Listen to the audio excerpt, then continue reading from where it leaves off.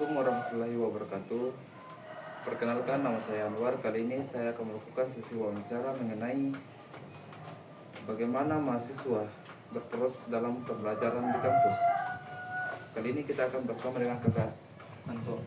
Ya, adapun pertanyaan pertama, bagaimana Kakak memahami tujuan pendidikan dan perannya dalam pengembangan akademik, sosial, dan karakter?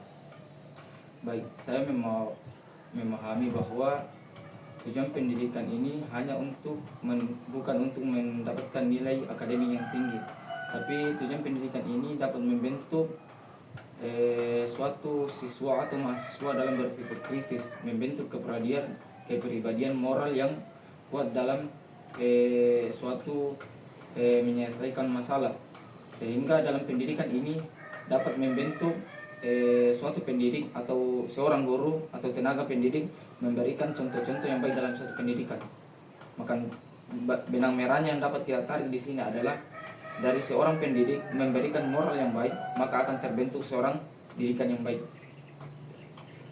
Pertanyaan kedua, apakah Kakak merasakan perubahan atau perbedaan metode pembelajaran dibandingkan dengan pengalaman sebelumnya? Baik, saya merasakan perbedaan yang cukup besar. Saat sekolah, pembelajaran lebih berpusat pada guru, tapi sekarang kita adalah seorang mahasiswa yang mana pembelajaran ini berpusat kepada seorang mahasiswa. Guru hanyalah sebagai fasilitator yang memberikan fasilitas kepada seorang mahasiswa, dan guru ini adalah yang memberikan sebuah wadah sehingga kita di dalam wadah ini dapat berdiskusi, berkolaborasi dengan teman-teman kita, mengeluarkan pendapat sendiri melalui pengalaman-pengalaman yang telah kita dapatkan di dalam pembelajaran. Pertanyaan ketiga, apakah strategi belajar yang Kakak lakukan sesuai dengan teori pendidikan yang pernah dipelajari? Baik, terkait masalah teori, di dalam pendapat saya, teori yang saya dapatkan sangatlah banyak teori.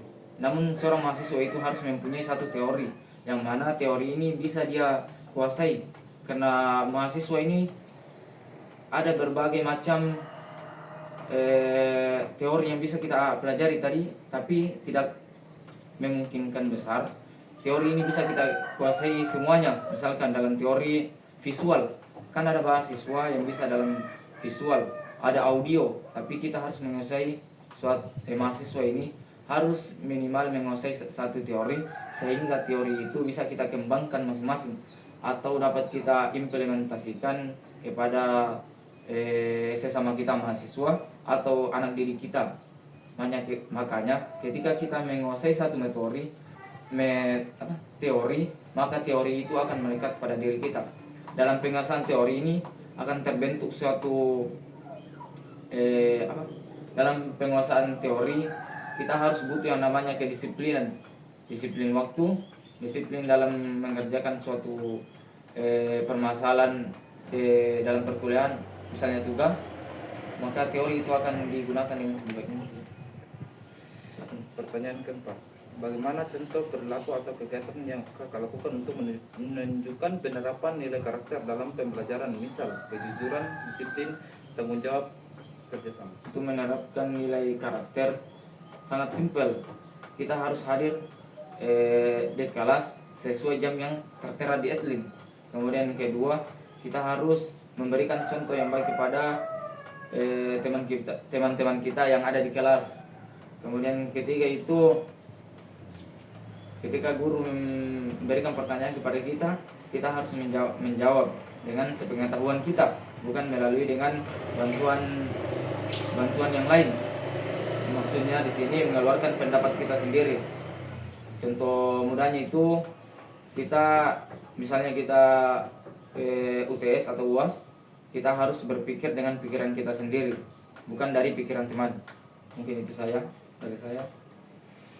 Itulah tadi wawancara singkat yang kita lakukan. Saya Anwar.